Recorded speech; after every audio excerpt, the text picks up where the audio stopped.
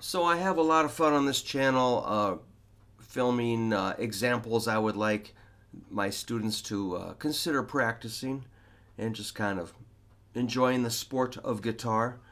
But a big part of music for me is writing my own tunes.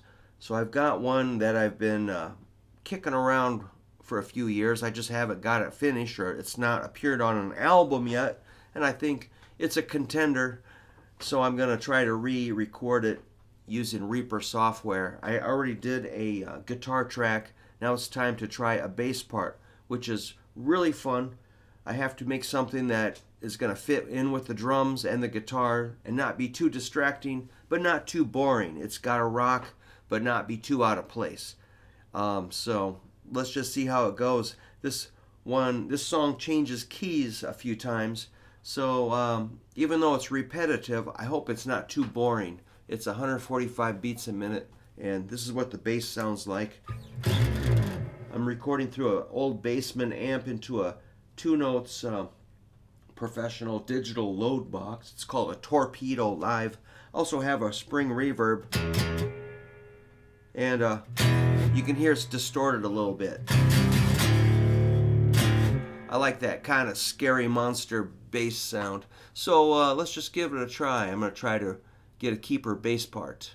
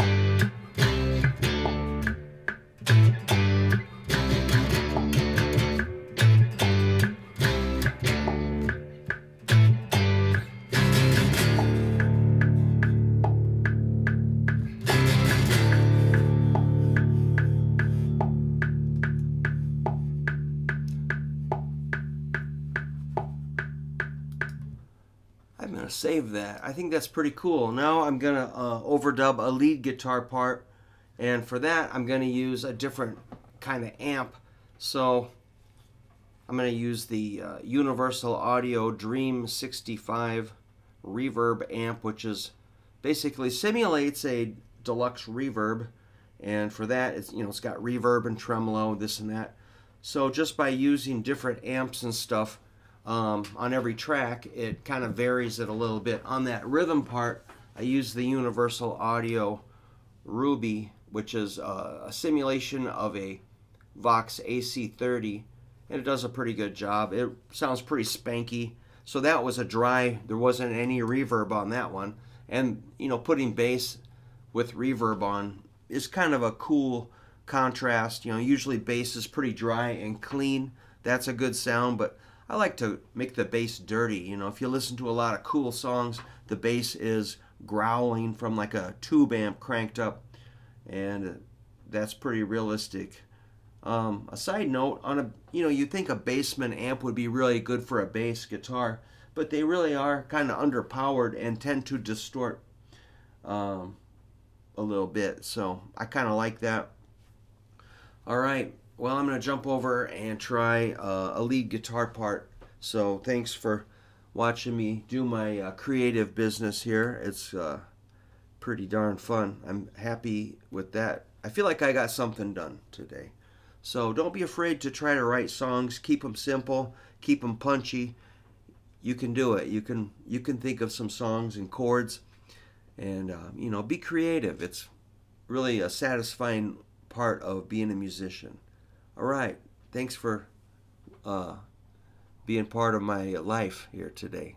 See ya.